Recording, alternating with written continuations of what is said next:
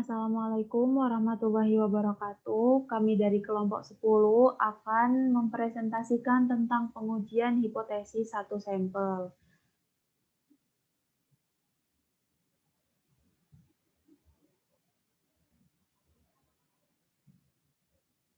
Nah, sebelum ke materi, kita akan perkenalan terlebih dahulu. Yang pertama yaitu saya Putri Nur Intan Fajrina, NPM 147 sebagai moderator, kemudian dilanjut teman-teman saya.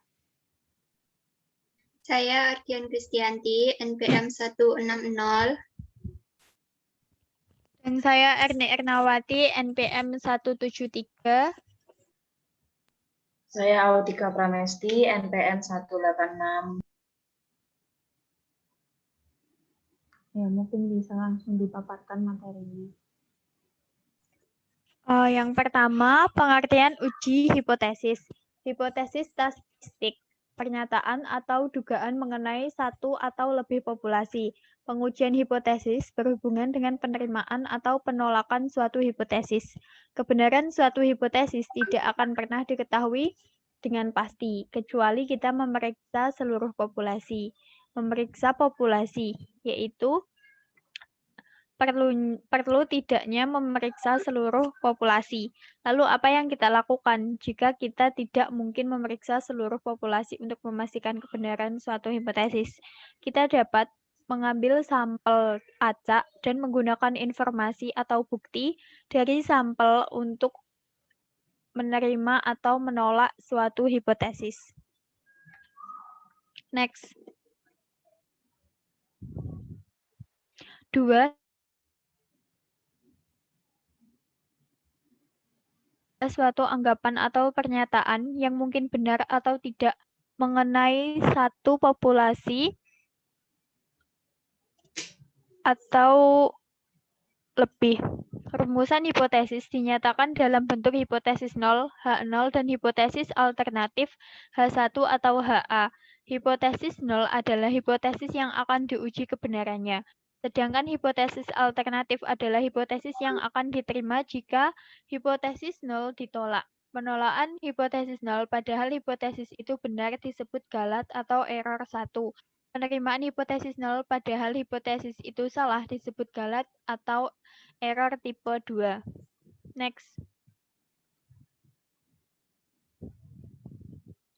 Arah pengujian hipotesis. Pengujian hipotesis dapat dilakukan secara satu arah dan dua arah. Uji satu arah. Pengajuan H0 dan H1 dalam uji satu arah adalah sebagai berikut. H0 ditulis dalam bentuk persamaan sama dengan. H1 ditulis dalam bentuk lebih besar atau lebih kecil. Atau H0 ditulis dalam bentuk persamaan kurang dari sama dengan. H1 ditulis dalam bentuk lebih besar. H0 ditulis dalam bentuk persamaan lebih besar daripada sama dengan. H1 ditulis dalam bentuk lebih kecil. Next. Uji satu arah. H0 dibagi mu sama dengan mu lebih besar mu0 atau H0 dibagi mu kurang dari sama dengan mu0, H1 dibagi mu lebih besar mu0. Mu0 adalah suatu rata-rata yang diajukan dalam H0. Penggunaan tabel Z atau tabel T tergantung ukuran sampel dan informasi simpangan baku populasi. Di bawah tersebut adalah contohnya. Untuk uji satu arah kanan, H0 dibagi mu sama dengan mu0, H1 dibagi mu kurang dari mu0, atau untuk uji satu arah kiri, H0 dibagi mu lebih besar daripada sama dengan mu0, H1 dibagi mu kurang dari mu0. Dan di bawah tersebut adalah contohnya. Next.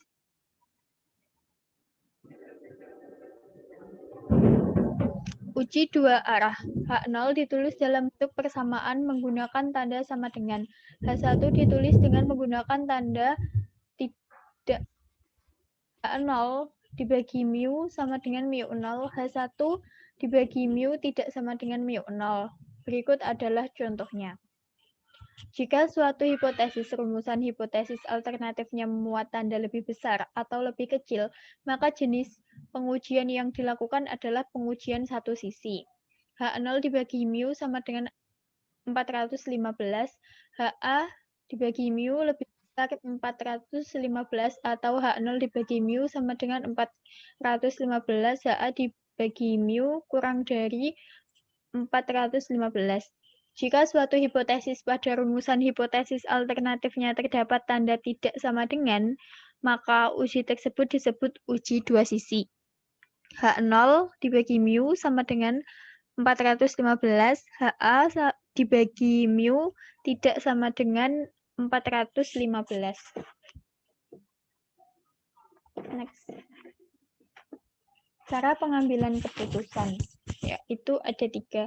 H0 dibagi mu sama dengan mu0, H1 dibagi mu tidak sama dengan mu0. Jika H0 nilai mutlak, yaitu nilai statistik uji, lebih besar nilai kritis alfa per 2, H0 dibagi mu kurang dari sama dengan mu0, H1 dibagi mu lebih besar mu0, jika H0 nilai statistik uji lebih besar nilai kritis alfa.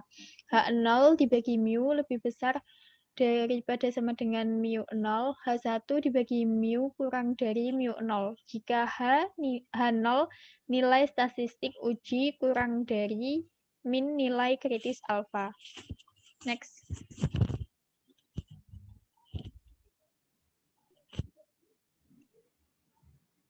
Selanjutnya ada pengertian galat. Galat adalah kesalahan atau error penyampelan statistik dari parameter yang dideskripsikan dalam bentuk deviasi standar. Dalam konsep pengukuran klasik terdapat rumus E sama dengan X dikurangi T, di mana E adalah error atau kesalahan pengukuran, X adalah nilai yang diukur, sedangkan T adalah nilai yang sebenarnya. Galat dalam keseharian disebut sebagai kesalahan. Yang dimaksud di sini adalah kesalahan dalam proses pengambilan data. Sedangkan menurut Suntoyo Yitno Sumarto, galat adalah keanekaragaman yang disebabkan oleh ketidakmampuan materi percobaan untuk berperilaku sama dalam percobaan tersebut. Next.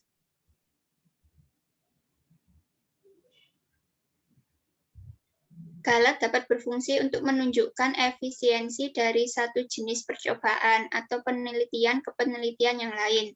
Galat harus terjadi secara alami sehingga dapat menggambarkan objek penelitian yang sesungguhnya.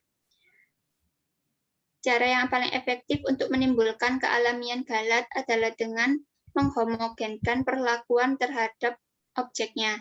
Setiap penempatan pada salah satu jenis hipotesis akan berdampak pada timbulnya error atau galat. Error yang dimaksud adalah tipe 1 dan tipe 2. Next. Galat jenis 1, penolakan H0, dinotasikan dengan alfa. Konsep alfa dalam pengujian hipotesis sama dengan konsep alfa dalam selang kepercayaan. Galat jenis 2, penerimaan H0 dinotasikan dengan beta. Prinsip pengujian hipotesis yang baik adalah meminimalkan nilai baik alfa maupun beta. Nilai alfa dapat dihitung, sedangkan nilai beta hanya dapat dihitung jika besar hipotesis alternatif sangat spesifik. Next.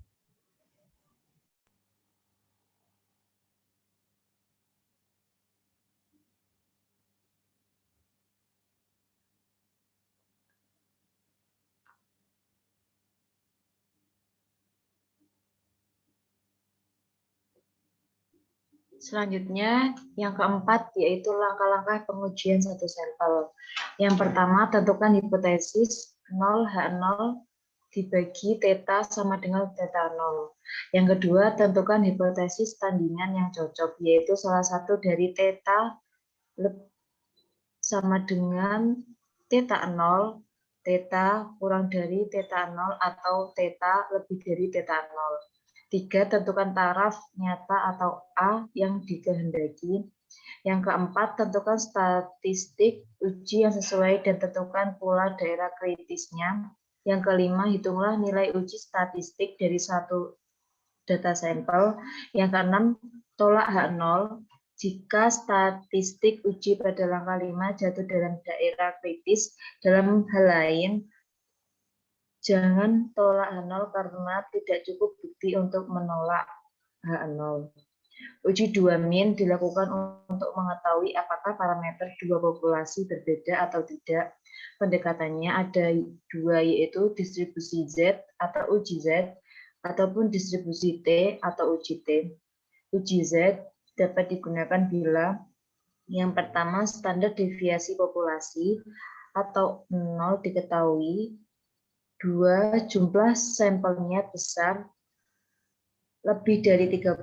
Bila kedua syarat tersebut tidak terpenuhi, maka jenis uji yang digunakan adalah uji T 2 sampel atau two sample t-test. Uji T 2 sampel berfungsi untuk menguji dua sampel berpasangan apakah kedua sampel ini memiliki rata-rata yang berbeda nyata atau tidak. Berdasarkan hubungan antar populasinya, uji T dapat digolongkan ke dalam dua jenis uji, yaitu independent sample t-test dan independent sample t-test. Yang kelima, uji dua sampel berpasangan. Independent sample t-test atau paired sample t-test adalah jenis uji statistika yang bertujuan untuk membandingkan rata-rata dua grup yang saling berpasangan. Sampel berpasangan dapat diartikan sebagai sebuah sampel dengan subjek yang sama namun mengalami dua perlakuan atau pengukuran yang berbeda, yaitu pengukuran sebelum dan sesudah dilakukan sebuah treatment. Syarat jenis uji ini adalah yang pertama data distribusi normal, yang kedua kelompok data adalah independen atau saling berhubungan atau berpasangan, dan yang ketiga jenis data yang digunakan adalah numerik dan kategori atau dua kelompok. Rumusnya dapat dilihat di samping gambar. Next. Contoh, bila seorang manajer perusahaan ingin mengetahui apakah ada perbedaan prestasi penjualan sales setelah mengikuti pelatihan marketing. Setelah dilakukan rekapitulasi, jumlah penjualan terhadap 15 orang sales diperoleh data sebagai berikut. Kode sales 1 sebelum mengikuti program pelatihan, 2 setelah mengikuti program pelatihan 4. Sales 2, program pelatihan sebelum mengikuti program pelatihan 3, setelah mengikuti program pelatihan 3, sales 3, sebelum mengikuti program pelatihan 3, setelah mengikuti program pelatihan 4. Next.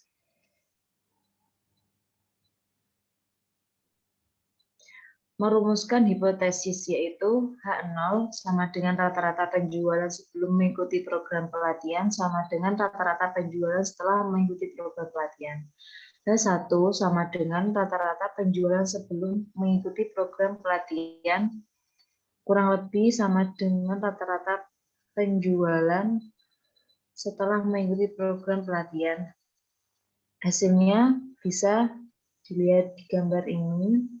Kesimpulannya, yang dapat ditarik adalah T hitung atau 2553 lebih dari T tabel atau 2145 yang berarti H0 ditolak dan H1 diterima. Sehingga disimpulkan bahwa rata-rata penjualan sebelum mengikuti program pelatihan sama dengan rata-rata penjualan setelah mengikuti program pelatihan, atau dengan kata lain, program pelatihan marketing memberikan pengaruh yang signifikan terhadap prestasi penjualan sales. Next. Ya, yang keenam yaitu ada uji dua sampel terikat. Independent sample t-test adalah jenis uji statistika yang bertujuan untuk membandingkan rata-rata dua grup yang tidak saling berpasangan atau tidak saling berkaitan. Tidak saling berpasangan dapat diartikan bahwa penelitian dilakukan untuk dua subjek sampel yang berbeda. Contohnya adalah seorang mahasiswa pertanian melakukan penelitian, ingin membandingkan efektivitas sistem terasering dalam mereduksi laju erosi. Prinsip pengujian uji ini adalah melihat perbedaan variasi kedua kelompok data, sehingga sebelum dilakukan pengujian terlebih dahulu harus diketahui apakah variannya sama, atau disebut juga equal variance, atau variannya berbeda atau unequal variance. Homogenitas varian diuji berdasarkan rumus F sama dengan S1 pangkat 2 per S2 pangkat 2. Keterangannya yaitu F sama dengan nilai F hitung, S1 pangkat 2 sama dengan nilai varian terbesar, S2 pangkat 2 sama dengan nilai varian terkecil. Data dinyatakan memiliki varian yang sama atau equal variance bila F hitung kurang dari F tabel. Dan sebaliknya, varian data dinyatakan tidak sama atau unequal variance bila F hitung lebih dari F tabel. Uji T untuk varian yang berbeda atau unequal variance menggunakan rumus separated variance. Rumusnya dapat dilihat di bawah ini. Nah, untuk uji statistik non-parametrik yang dapat digunakan untuk menguji hipotesis yang berasal dari dua sampel berpasangan antara lain uji C kuadrat, X2MC, Neymar, uji tanda Wilcoxon, uji Walsh, dan uji randomisasi data berpasangan. Contohnya, mahasiswa tersebut kemudian melakukan pengukuran besaran erosi pada 15 unit lahan pertanian tanpa sistem konservasi dan lahan pertanian yang menggunakan sistem konservasi terasering. Nah, dapat dilihat hasilnya pada tabel di bawah ini.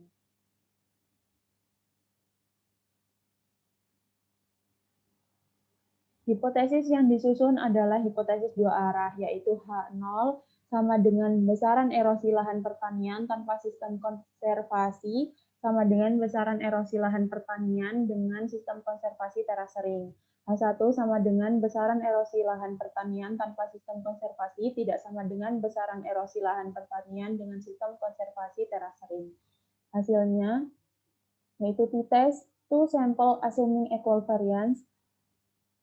Min lahan tanpa sistem konservasi 185,73 dan lahan dengan sistem terasering 144,33. Dan untuk hasil selanjutnya bisa dilihat pada tabel. Kesimpulan yang dapat ditarik adalah T-stat 16,4 lebih besar T-tabel 2048 yang berarti H0 ditolak dan H1 diterima. Sehingga disimpulkan bahwa besaran erosi lahan tanpa sistem konservasi tidak sama dengan besaran erosi lahan pertanian dengan sistem konservasi terasering. Atau dengan kata lain, penggunaan sistem terasering mampu mereduksi laju erosi di lahan pertanian secara signifikan.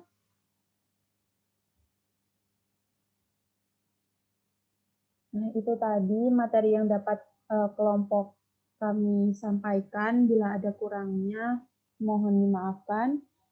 Terima kasih. Wassalamualaikum warahmatullahi wabarakatuh.